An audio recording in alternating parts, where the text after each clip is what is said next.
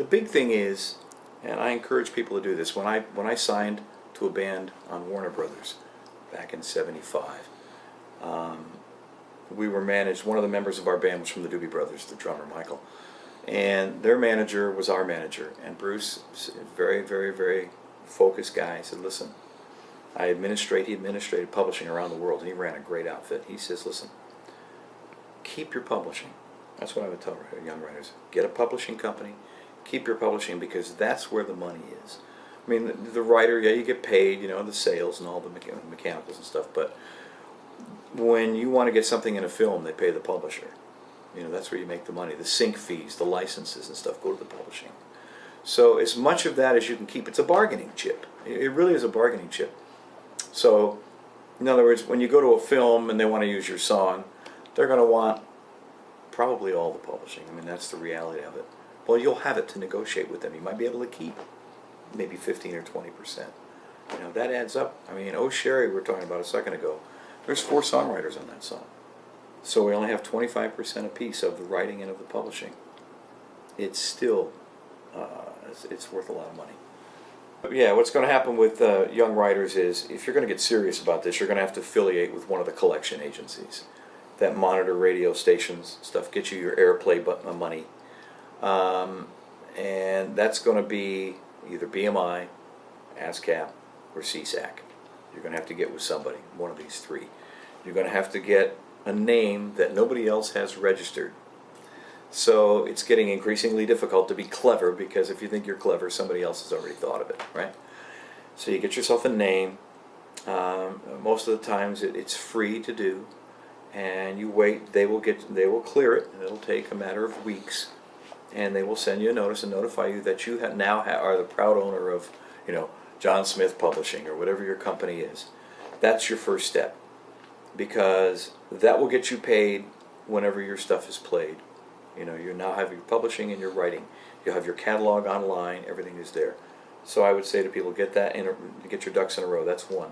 2, if you are a musician, especially today, and in our town, we have musicians in our union. Get yourself in the union. When you do something, if you do, let's say you play, I mean, a lot of writers come in and they've got a band together. Next thing they know, they hear their song being played on TV, and none of them are getting paid. None of them are getting paid because there's no paper trail. Now, the writer will get paid, of course, of the song. They have to pay that. And I'm sure they'd figure out a way not to pay you. But just make sure and take the contractual stuff. Join a union. It's not going to hurt you. That way, when you do a session, you can do it as a demo or whatever. You have a contract.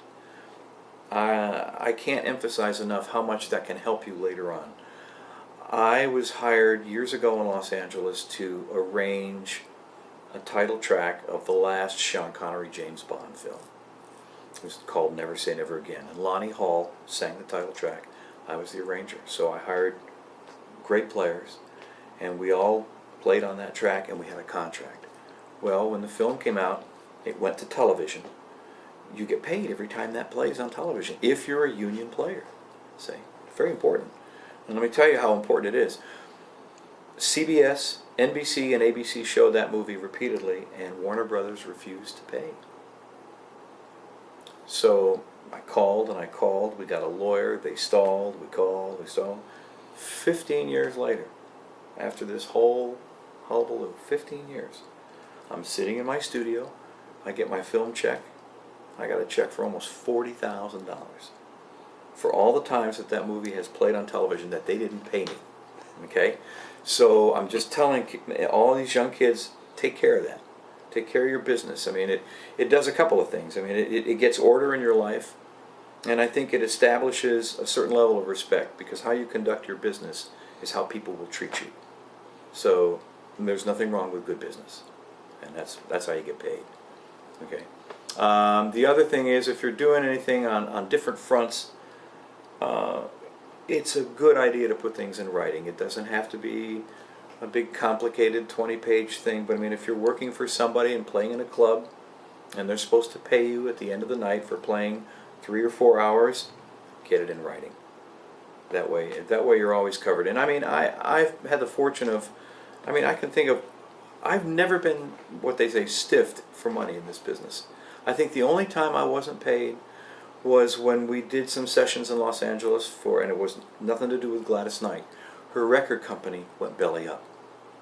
So even Gladys Knight and the Pips didn't get paid. You know, nobody got paid, and you know, the musicians were in a long line. There were a lot of people ahead of us, and I think that's the only time we didn't get paid. And I think that was about $600 that I didn't get. Everything else in my life, all the things I've worked for everybody, never a problem, never.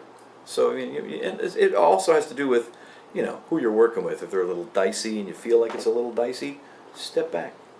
All the more reason to get it in writing. That's all. That's what I would advise. So.